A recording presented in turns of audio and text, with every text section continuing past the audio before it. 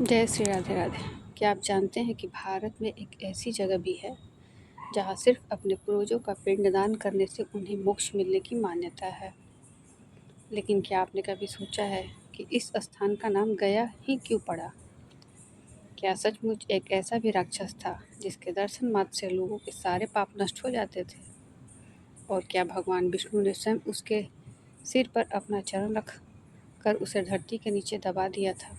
आज मैं आपको सुनाने जा रही हूँ गया पुरखा यानी गयासुर की वह अद्भुत पौराणिक कथा, जिसे सुनकर आप समझ जाएंगे कि गया को पितरों की मुक्ति का सबसे बड़ा तीर्थ क्यों कहा जाता है।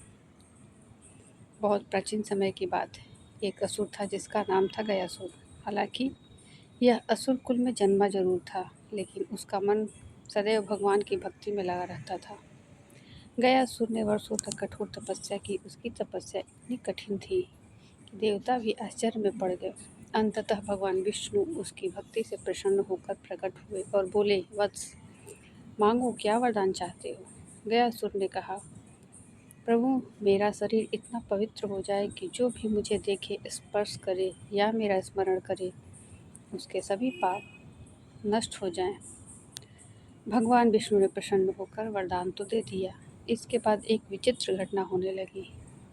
जो भी गयासुर के पास जाता, उसके सभी पाप समाप्त हो जाते। लोगों को आसानी से मोक्ष मिलने लगा। धीरे धीरे यमलोक में आने वालों की संख्या कम हो गई।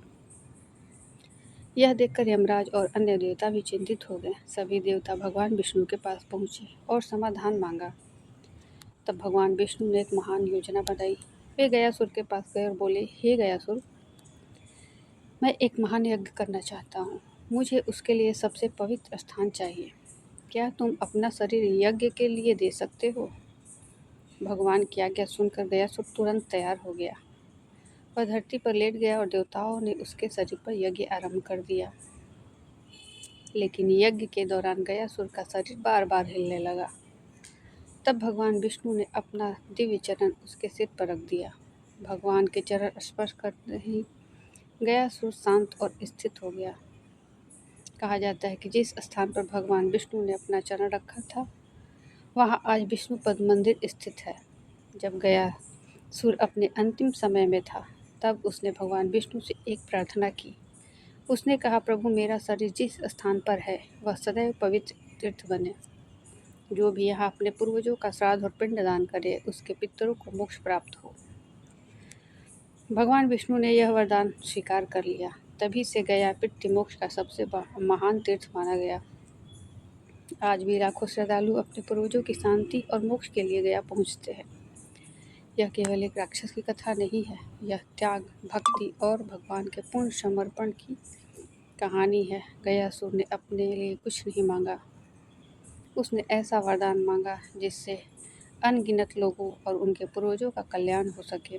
शायद यही कारण है कि हजारों वर्षों बाद भी गया धाम की महिमा आज तक बनी हुई है।